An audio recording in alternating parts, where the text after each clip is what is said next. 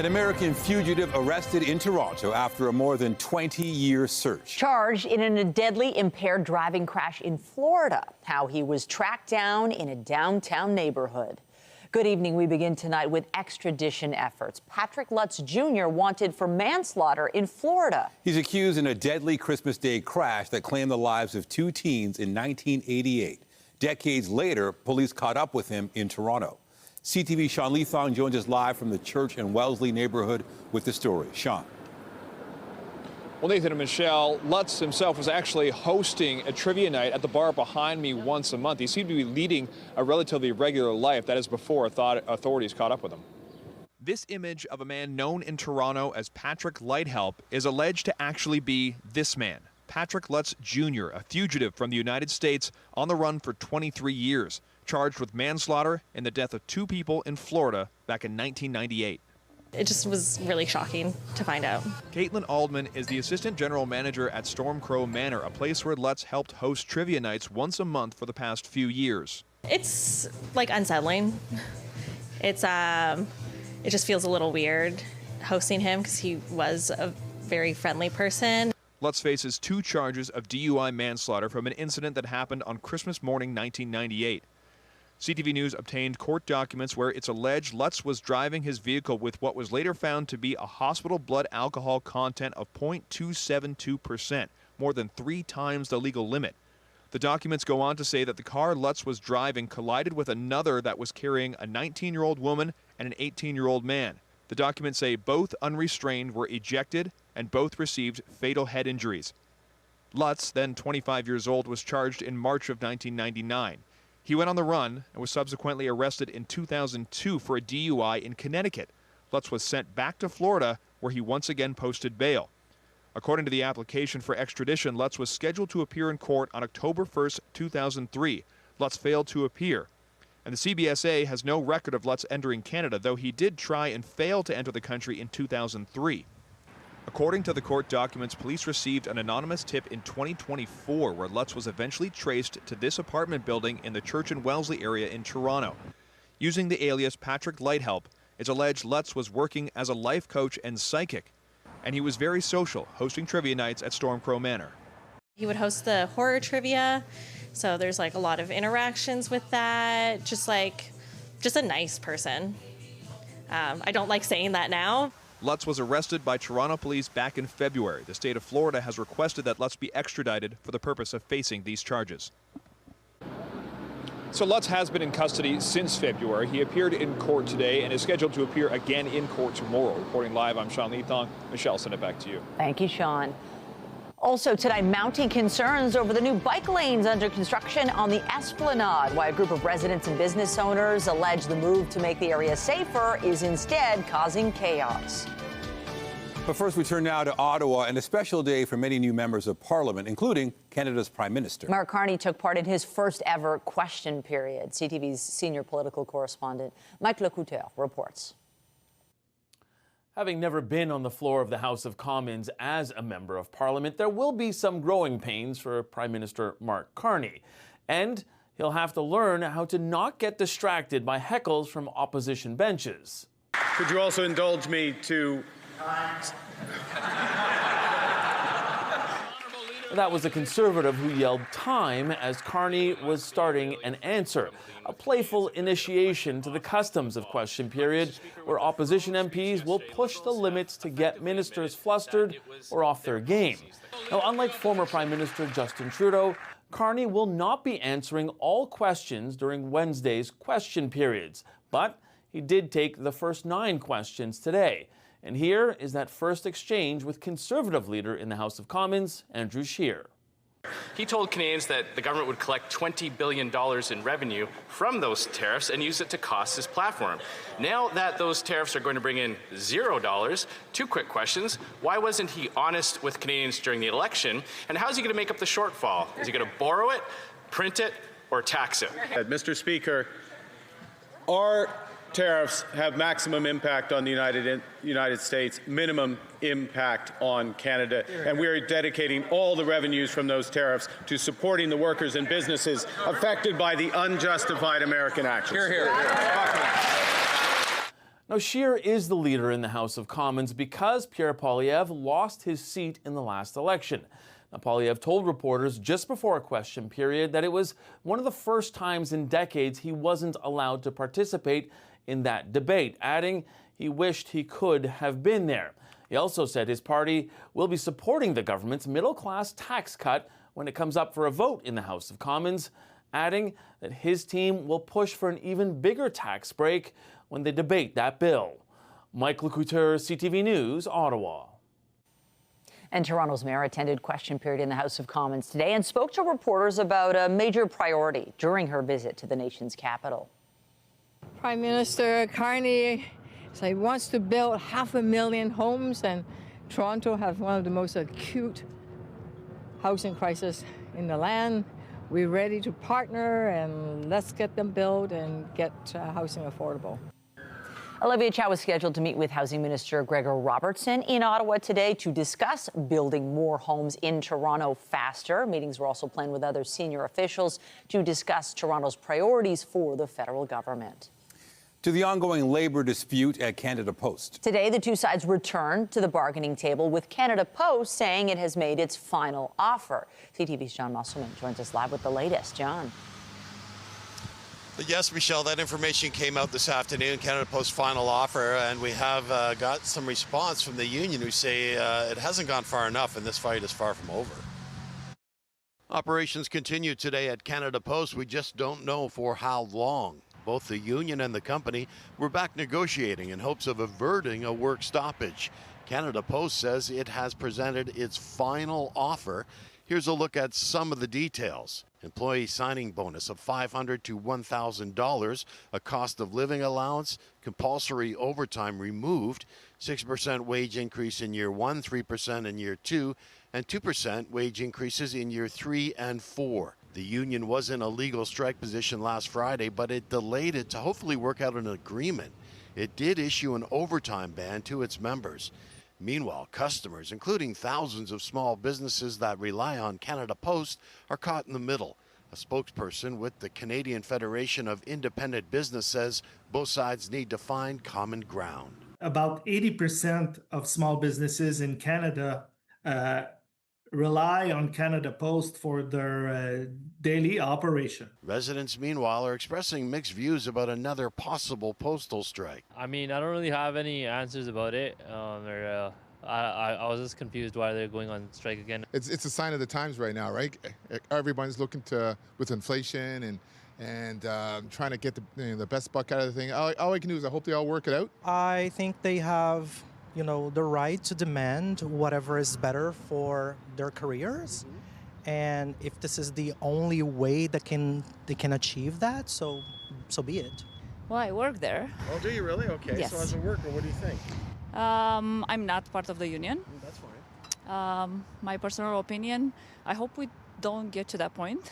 The threatened labor stoppage is having an impact on Canada Post's bottom line. Company officials say parcel volumes were down nearly 60% from last week as customers stay away, worried about packages not getting delivered if there's a strike. And the union went on to say the Canada Post hasn't moved on wages and it still is pushing for part-time work on weekends, something the union opposes. We'll have to keep an eye on how things go. Reporting live, I'm John Musselman. I'll send it back to you. Thank you, John. Still ahead, a lifeline for Ontario species at risk of extinction. The Toronto Zoo's new partnership to ensure key players in the ecosystem not only survive, but thrive. Let's head outside for a live look at the evening conditions. Not seeing the tops of some of those buildings. The day started sunny, but clearly those clouds we've been anticipating have arrived, ushering in some wet weather. Lindsay Morrison is here with the details. John Musselman looked like he's having trouble hanging onto his umbrella there. It's wet and a bit windy. It is, Michelle. It's pretty unsettled out there right now, and it's a little cool. That's the cherry on top, isn't it? It doesn't exactly look and feel like June is right around the corner. Here we are, though, rain pushing across the GTA. We'll zoom in a little closer so you can see there has been some drier weather for the west end of the GTA and around the Niagara Peninsula, but it's been pretty unsettled there right through the afternoon. 13 degrees at Pearson Airport right now, a little cooler along the shoreline of Lake Ontario. We've got an easterly wind right now. Look how much milder wilder it is in northern parts of Ontario. We'll talk about that in just a moment. Overnight tonight, seasonal, but the wet weather continues. We'll take you through the forecast coming up. For now, Michelle, back to you. Thanks, Lindsay. A battle over bike lanes has taken over a downtown Toronto neighborhood. Currently under construction along the Esplanade, a group of residents has come together to say they don't want them. CTV's Allison Hurst reports. Despite fueling frustration for these drivers, bike lanes are under construction along the Esplanade. Toronto's bike lanes cause chaos and harm to our city. A news conference held by the Downtown Concerned Citizens organization is calling on the city to remove them. Bike lanes restrict road space, making it tough to drive seniors to important medical and other appointments. That's a big concern for Inga Shardy. In the winter, the sidewalks aren't clean. How are we going to get a walker down there to get into a cab or wheeltrans? Buster's Sea Cove owner Ali Somani says he's already hearing about it from customers. A lot of regular customers are already upset that there's nowhere to stop because a lot of people want to come to the market and pick things up and go. Public consultation took place from October 2019 to March 2021, and the city reported overall feedback was largely supportive. We represent 58,000 plus people in the downtown core in 3 different wards, and they've all specifically said that they want the bike lanes contained or removed altogether. After passing controversial Bill 212, the Ontario government was in the process of ripping up bike lanes on Bloor Street, Yonge Street and University Avenue. But that work is on pause due to an injunction. We'll be in direct contact with the lawyers for the province of Ontario to ensure that we remove these bike lanes. In a statement to CTV News, a city spokesperson says Bill 212 allows projects with contracts awarded before the new rules started to continue without restrictions. Because this contract was awarded before the rules took effect, the city can move forward with the Esplanade Mill Street Connection project as approved by Toronto City Council. I bike. My children are learning to bike right now, and I think that being able to do that safely in the city is an integral part of living in the city. Cyclist Dennis Rykoff lives in the area and hopes to find a compromise. Their concerns are 100% valid. We have to take care of our elderly. They need to be able to live here just as much as me and my sons need to be able to live here in a good way and get around in an efficient and safe manner. Construction is scheduled to finish at the end of June. Allison Hurst, CTV News. And excavation work began today on Queen Station, part of the province's new Ontario line. Crews are working to remove more than 100,000 cubic meters of dirt and rock to build a platform 40 meters below street level. It will be located directly beneath the existing TTC Queen Station. Once completed, it will connect with the TTC's Line 1. The province says it will be the busiest stop on the Ontario line, serving more than 15,000 customers during peak hours. The province is making changes to a controversial piece of legislation. Bill 5 aims to fuel the economy through mineral and mining projects, but there are concerns over the environment and Indigenous rights. And as CTV's Queen's Park Bureau Chief Siobhan Morris reports, critics say the proposed amendments don't go far enough. The government is tweaking its bill aimed at speeding up mining, especially in the Ring of Fire. The legislation has sparked anger, including among First Nations. In response, progressive conservatives have proposed an amendment making explicit that we will meaningfully consult before using our authorities. We will respect the Constitution. Hardly a concession, says the NDP. Well, don't worry, it's constitutional. Well, man, that's a low bar. Bill 5 allows for special economic zones where provincial and municipal laws can be suspended. The government now intends to add special Indigenous economic zones at the request of some First Nations to accelerate projects. They want to be a part of economic opportunity and fundamentally transform and change the economic fortunes of many First Nations. The province's only First Nation MPP serving a community in the Ring of Fire says adjustments aren't enough. It's a slap in the face when you try to do last-minute changes to appease the First Nations. This as a committee parses through the legislation bit by bit. There was no free, prior, informed consent. The Minister of Indigenous Affairs insists the government's ears will be open. Our duty to consult begins when the bill is passed. But the opposition and Indigenous leaders maintain consultations should have been part of the drafting of the bill to get it right. Otherwise, we end up back in the courts. And that's what's going to happen. This is going to tie things up again for years. Mamakwa has warned ministers Rickford and Lecce First Nations are prepared for a standoff over the bill. This bill is dead on arrival. It needs to be scrapped, and the government needs to start over. Liberals think some bits could be saved with amendments, but have concerns about what they see as a power grab. With respect to what it would do to special economic zones, where the power lies, who's defining that, who's controlling, who's benefiting. Bill 5 could become law as early as next week. New Democrats are trying to slow that process at committee, pushing debate late into the evening, trying to force another meeting on another day. At Queen's Park, Siobhan Morris, CTV News. A by-election to fill an empty council seat at Toronto City Hall will happen later this summer. The vote to elect the councillor for Ward 25, Scarborough Rouge Park, will be held on September 29th. Nominations will be open from June 23rd to August 15th.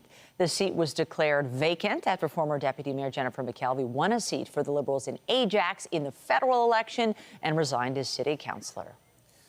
New pushback from Canadian leaders after Donald Trump threatened our sovereignty again, this time over his proposed Golden Dome missile defense system. Canada is also hoping to join a major European defense procurement pact as it navigates military relationships in the face of those sovereignty concerns. CTV's Judy Trin reports. An anti-war demonstration outside a military trade show. While inside, Defense Minister David McGuinty said the government will spend billions of dollars of new money to protect the nation's security.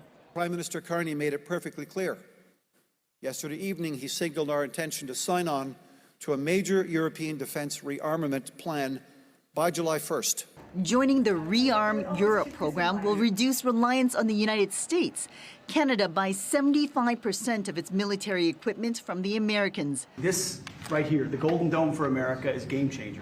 President Donald Trump taunted Canada again to get support for a new missile defense system. To be part of the Golden Dome will cost $61 billion, but will cost $0 if they become our cherished 51st state. It's outrageous. It's absolutely unacceptable. We're a sovereign nation, and that's not for discussion or negotiation. He just wants to stir the pot and cause trouble. Are you considering Trump's offer? Comments ignored by the Prime Minister, but McGuinty says Canada is discussing partnerships with the U.S. and the Europeans. We're continuing our discussions with the White House. Minister LeBlanc was there this week. We're continuing our discussions with the Europeans. Trump's former Secretary of State says he's not sure what part the Golden Dome will play in trade negotiations. I don't know if it provides leverage or for whom that leverage might be, but it is absolutely imperative that we do this together for geographic reasons. Canada is spending about $40 billion this year on defense. That's only 1.37% of its GDP. The country won't hit its 2% NATO target until 2030. Adding more pressure, at its next annual meeting of leaders, the military alliance is expected to increase its target to 5%. McGuinty will meet with other NATO defense ministers next week. The minister will not say if Canada intends on pushing back against the new proposed 5% target. Judy Trin, CTV News, Ottawa. A commemorative ceremony was held at the National War Memorial and marked the 25th anniversary of the entombment of Canada's unknown soldier. This week, we stand with their majesties, who yesterday paid tribute to the unknown soldier and all who have served. Let us affirm our shared commitment to hold the values of democracy, equality, and respect. The Governor General and Commander-in-Chief paid tribute during the ceremony. The tomb honors the more than 120,000 Canadians who gave their lives in service of peace and freedom. In 2020, the remains of an unidentified Canadian soldier who died in the First World War were repatriated from France and laid to rest in Ottawa. A city in Manitoba has to evacuate due to an ongoing wildfire threat. All of Flin Flon's 5,000 residents have been instructed to be out by midnight tonight. A fire that started in Creighton, Saskatchewan on Monday crossed into Manitoba yesterday. A Cree Nation is also evacuating due to the wildfires. There have been 96 blazes in the province so far this year. 18 are currently active. The Vatican Postal Service has released its first series of stamps portraying Pope Leo XIV. The stamps went on sale at Vatican post offices, including the popular location in St. Peter's Square. Visitors and collectors gathered to make their first purchases. 2 of the stamps show the pontiff on the balcony after his election. 2 others feature him celebrating Mass in the Sistine Chapel the following day. One Italian collector says while the stamps may not have great economic value, they do have sentimental meaning. Back here at home, in a renewed effort to save 9 local species at risk. The Toronto Zoo announcing a new partnership to preserve biodiversity in the province. CTV's Beth McDonnell has the details. Inside these tanks at the Toronto Zoo are more than Blanding's turtles. It's species-saving work underway. For over a decade, the zoo has been collecting eggs, taking care of the turtles for 2 years before releasing them back in the wild. So they're known as the turtle with the sun under its chin, so they're green overall like most turtles, but then they have this bright yellow piece underneath, and they're a nice smiley turtle. So they're a sort of friendly looking turtle, you kind of recognize it out there. This commitment is a big deal. Now, a 5-year, $3 million partnership between the zoo and Nuclear Waste Management Organization will allow the work to continue. The aim to reverse the impact of biodiversity loss. I think of it sometimes like clockwork. So if I took a clock apart, I don't know what I'm doing. And if I start throwing cogs away, then it might work for a bit, but at some point it's going to stop working. So we're talking about species today, but we're talking also about preserving biodiversity as a whole and keeping that, which humans are a part of, and we need that as much as it needs us. In the 1990s, Blanding turtles were virtually extinct in the Rouge Valley. There were probably less than 10. But now, thanks to the zoo's turtle raising program, the population is growing. It's so cute. The partnership is also developing research for 8 species of bats in Ontario, 7 of which are endangered. Bats play a critical ecological role, whether it's hunting insects at night, and are a key piece of the balance. And you lose one piece and you lose that balance. And I think people only realize the impact of that when it's gone.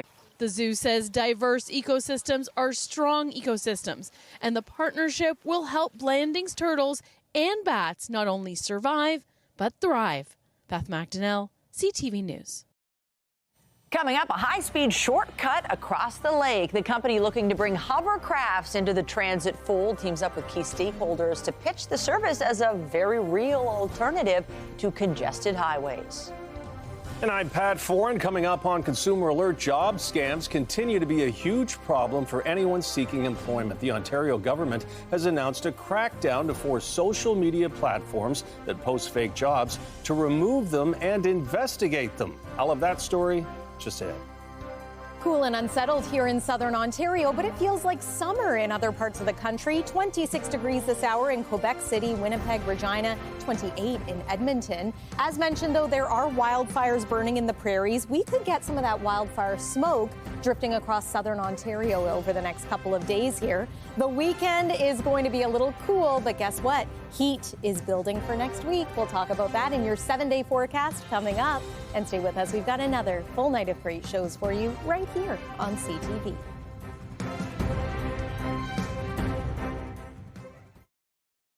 It can be extremely frustrating. You're searching for a job, hoping to make some money, and instead you get caught in a job scam. Canadians lost $47 million to employment fraud last year, and now the Ontario government is cracking down on websites that allow the fake jobs to be posted. Here's Pat Foran and Consumer Alert. Pat. They are Michelle and Nathan, thank you. We've done many stories on people who have been scammed trying to find work. Often positions are too good to be true, and you're asked to spend your own money. Now new rules will force platforms to remove fake jobs quickly and investigate them.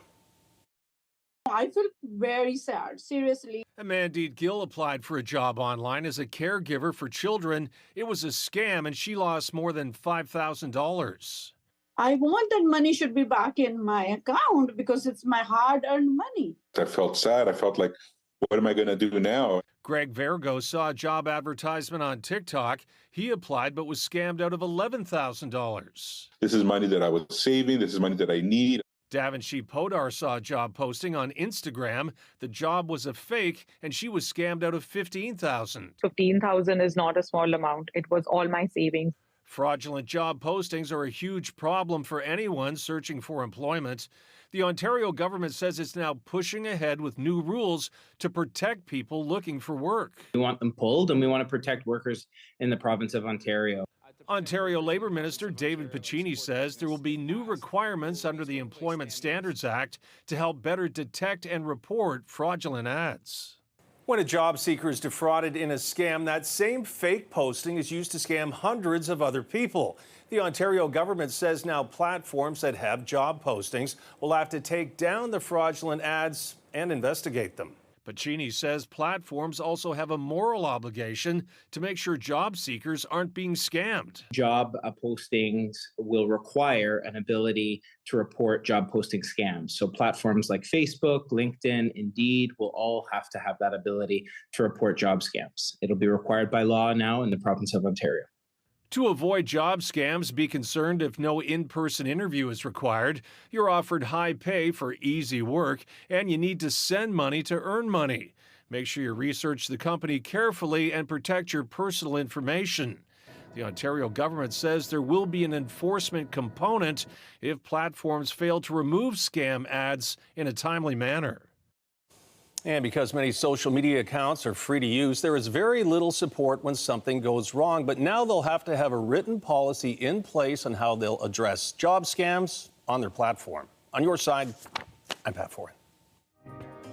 If you have a consumer story idea, email us at alert@ctv.ca.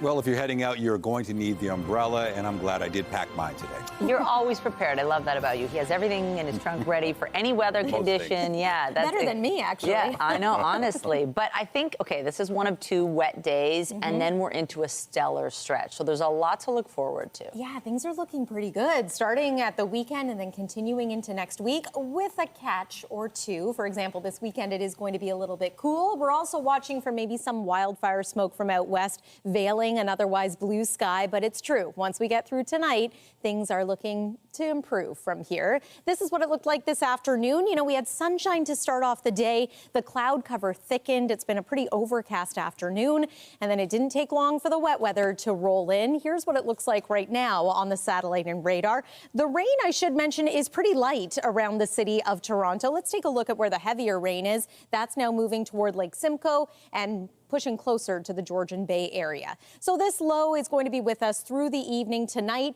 and through the overnight. That's when some of the steadier rainfall could fall. But into tomorrow, it's looking like a drier day. At this point, just a couple of additional millimeters of rain expected. This isn't a big soaker by any means, just enough to potentially impact your plans this evening. There is overnight tonight. Again, some of that heavier rain. Waking up tomorrow morning, mostly cloudy skies. Tomorrow, there's a chance of a shower, very scattered in nature. Most of us are going to enjoy a dry day, and some of that cloud cover is even expected to break up a little later in the afternoon. Friday brings us brighter skies, chance of a quick passing shower into your Friday evening, and then we're going to dry out completely in time for the weekend. Look at the heat in northern parts of Ontario. 29 degrees right now in Peawanuck. Compared that to us at 13 degrees. We are below seasonal. Average daytime temperature this time of year is 22. At our warmest today, it was 17 degrees. We're forecasting 12 overnight tonight. And then teen temperatures across the board for tomorrow afternoon. These icons might be overdoing it a little bit because, as mentioned, we are expecting a mostly cloudy day with just the chance of a shower and maybe some slivers of sun in the GTA. There's Friday, 21 degrees, so that's an improvement. A little brisk for Saturday. Daytime high 15. Sunny skies, though, and that trend continues for the first few days of the month of June. And look at the temperatures climbing into the mid-20s by the middle part of next week. That's your look at the weather for now. Michelle, over to you. Love it. Thank you, Lindsay. Well, imagine being able to travel from Toronto to Niagara region in just 30 minutes. That's the goal of the proposed Hovercraft link. And as CTV's Mike Walker reports, key stakeholders were out today trying to make a splash. High-speed hovercrafts like this one could one day take commuters and tourists across Lake Ontario to and from Toronto and St. Catharines in less than half the time it takes by car. A service that is capable of crossing Lake Ontario, pre-approved by Transport Canada, Lake Ontario in just 30 minutes. Hoverlink Ontario detailing its ambitious plans at the Board of Trade for a year-round transit service that it says would alleviate congestion on highways. This after the company just reached a 30-year deal with Ports Toronto to dock in the Western Gap next to Billy Bishop Airport. We can do upwards of 48 trips, 24 trips per craft, 180 passengers per hovercraft. That's over 8,000 people per day. Tourism operators call it a game changer that could improve accessibility between the destinations and help bolster the economies. We want a four-season destination. We see literally between 2 and 3 million tourists a year coming down to wine country. We have lots of capacity for more, but we need to do it in a more efficient fashion. And it would really open up Niagara to people without cars, the folks who use the GTC all the time. As well as supporting growth along Toronto's waterfront. Looking towards the east, where there'll be 100,000 new residents that will be moving to the area, it's absolutely essential to have a comprehensive and complete transit system that goes from end to end. A similar ferry service between Toronto and Rochester failed 20 years ago after 2 seasons, but Hoverlink insists its service and technology are different. They're utilized in the UK, tried, tested, and true technology that's been utilized for over 30 years. Hoverlink revealing a second phase of its plans that could also include transporting cargo and commuters between other destinations around the Golden Horseshoe. We can actually carry 20 to 25 transport trucks on a cargo hovercraft. Really opening up a huge opportunity for, once you're at the Port of Oshawa, you've got potentially down through the seaway shipment of goods from Toronto to Europe, for example. But there is still a long way to go before this service is even launched, including building the infrastructure and securing a company to build the hovercrafts. But this is conceivable, this will happen. The company anticipates it will be at least 2 years before the hovercraft service launches. Mike Walker, CTV News. Also tonight, Ontario is turning out more doctors in family medicine, but they're not all opting to be family doctors. New eye-opening insight amid the doctor shortage.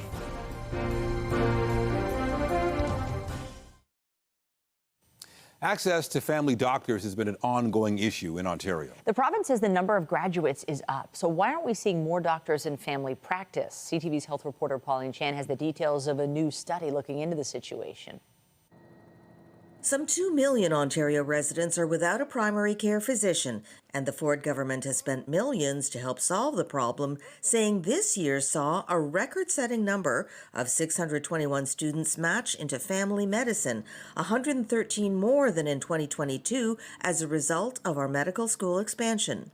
The Health Ministry also says Ontario has the highest rate of people with a primary care provider, adding 15,000 new doctors since 2018, including a 10% increase in family doctors. And what our study found is that, we're graduating and putting out more family doctors, but what's really concerning is that more and more of them are choosing to practice in a focused area that's not full-service family medicine. Family physician and researcher Dr. Tara Kieran says many are going into emergency medicine or other specialties, especially in a hospital setting. You work in a hospital, you don't have any overhead, someone else has, you've got a place to come and work, someone else has hired the staff you're going to be working with. She says many community family physicians work alone, and so covering parental leave or vacations is especially hard. It's not enough to just train more family doctors. We have to support them and ensure the systems and incentives are in place so that they preferentially choose family medicine in the community, which is what people most really need right now. Dr. Kieran says hospitals currently offer better pay than community work, so money is one key area to address. The Ford government has promised to find a family doctor for every Ontario resident by 2029. It has pledged $2.1 billion towards creating primary care action teams, with Dr. Jane Philpott leading the initiative. Pauline Chan, CTV News. To entertainment news, and the boy who never grew up has landed in Toronto. CTV's Andrea Case dusted off her dance shoes and spoke to some of the cast members of Peter Pan. So we start with these things that we call side swipes. My dance lesson started out so well thanks to Tony Collins, the dance captain for Peter Pan, the hit Broadway musical. Yes, just like that. Woo! Gorgeous. Yes. Just think of lovely things and your heart. Collins has a full plate. He is also the fight captain and swing, which means he is called upon to replace many actors who are not available, including Kurt Perry, who plays Smee, Captain Hook's sidekick. Things that Kurt does on stage aren't gonna relate for me, and they're not as funny as when Kurt does them. Yeah, I tried when I gone on, and I'm like, well, this doesn't work, so I got to figure out something else. Although Peter Pan was written in 1904, neither Collins nor Perry were familiar with the full story of the boy who never grew up, and neither actor thought there was a role for them in the show. I don't know if there's a role that I could play. And I was very wrong because I play majority of them as a swing. I know as a plus-size person, I very rarely see myself on stage. I have had young actors, I've had actors my age reach out to me and say, to see Kurt Perry in this role that is different and it's not written as a plus-size person has been such a joy in many ways. I can weave and much more. After 2 years, this touring show has traveled all over the U.S., plus a stop in Mexico, and now Toronto. 5, 6, 7, 8, step, step, step, step. Exhaust and joy. I get it. Peter Pan is on stage until Sunday, June the 1st at the CAA Edinburgh Theatre on Victoria Street. See you on stage, everybody. Yes. Maybe not. Andrea Case, CTV News. This way to Neverland. After the break, on a roll at Roland Garros, a teen from Burlington smashing expectations on the world stage. Now on her way to the third round of the French Open.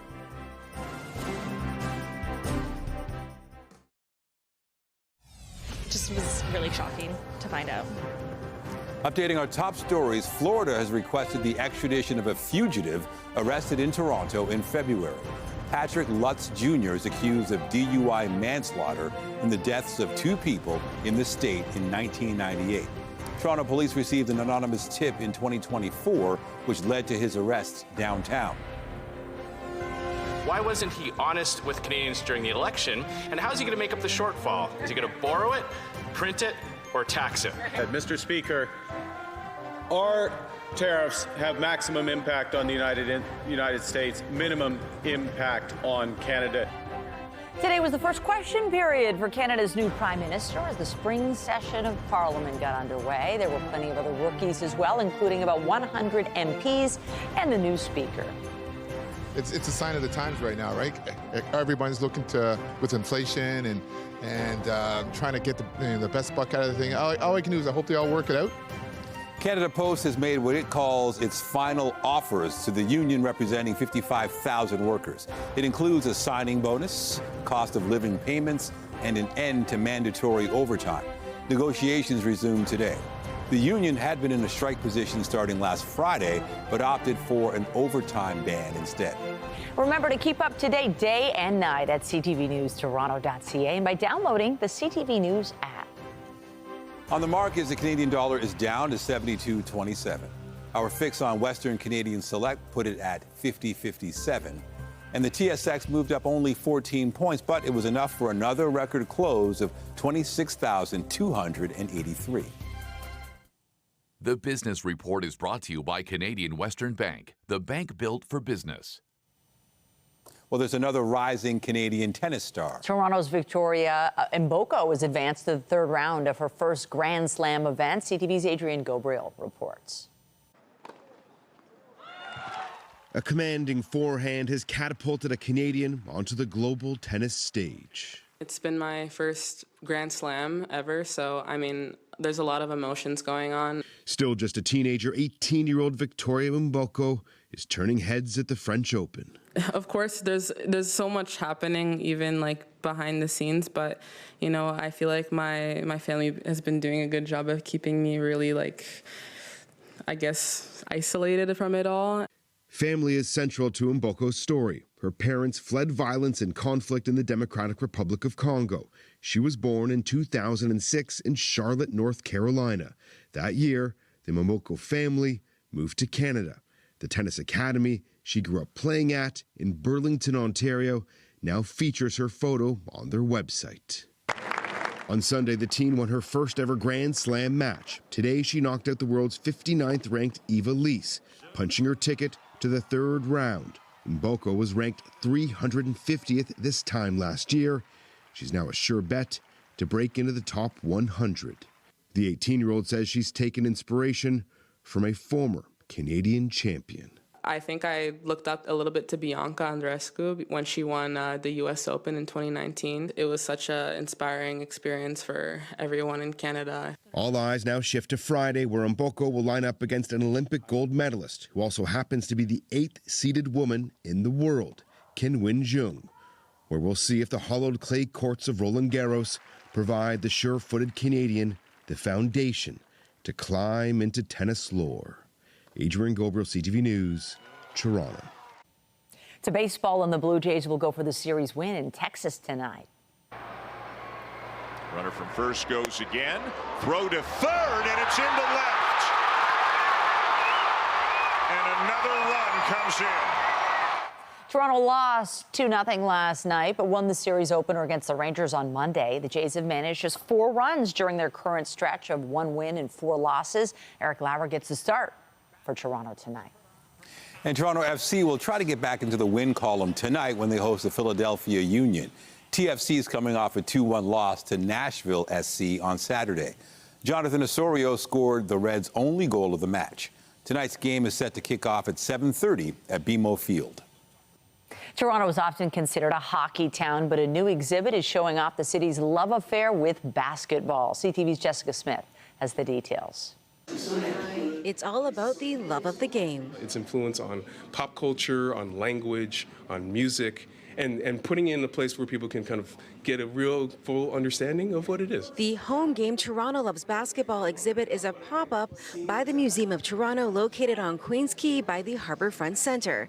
It's a mix of storytelling and the history of basketball in Canada. This exhibition came together really thinking about what is the seminal moment or what is the seminal kind of theme that brings Toronto together, and basketball is obviously such a topic. From high school ball to the collegiate level, the NBA to the WNBA, the pop-up exhibit pulls together the roots and ties of the game to the culture of sport in Canada. And to see that as the intersection and connection of community, but also some really important and often ignored histories in the city. With iconic moments on film, memorabilia, art, and conversations with legends of the game, it's all on display, creating a dialogue. And one of our, I think, guiding ethos through the whole exhibit was not to present it as one linear narrative. We wanted to be all-encompassing. You know, it's not just highlighting the impact of an NBA team, but really just seeing how a city evolved over many decades. There will be a free block party here on June 13th to celebrate the 6th anniversary of the Toronto Raptors championship win, and the exhibit will be in place until October. For more information, you can visit museumoftoronto.com. Jessica Smith, CTV News. Just ahead, settling into the city from all around the world. Newcomers converge for a celebration and orientation, a day devoted to helping new Torontonians find success. And a reminder, the CTV News at 6 podcast is available as a download every weeknight. And a special greetings to those of you listening to the newscast live on News Talk 1010.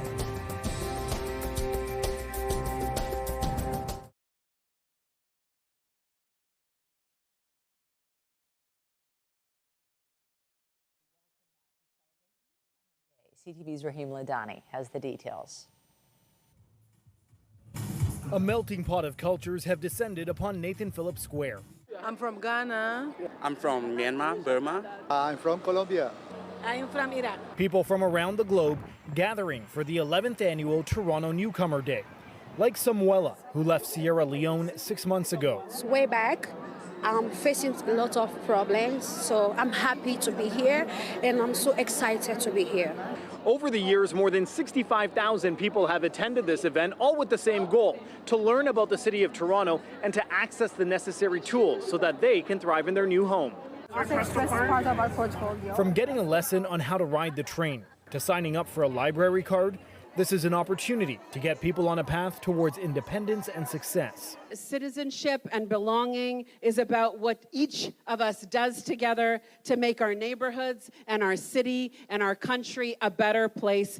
Arriving in a new country can be daunting, and organizations like Home Essentials Newcomer Support are helping with the transition. We provide essentials. They're new or gently used items, so kitchenware, bedding. And once they're settled, people like Abdul, who arrived from Afghanistan last year, are now volunteering themselves. Every newcomer has like the same situation that I had, so every start is difficult. That's why we came and we help each other. For those who have been in Toronto for some time now, it hasn't taken long to form a long list of what they like about the city. I really like the diversity in terms of culture here. I love the cold weather here.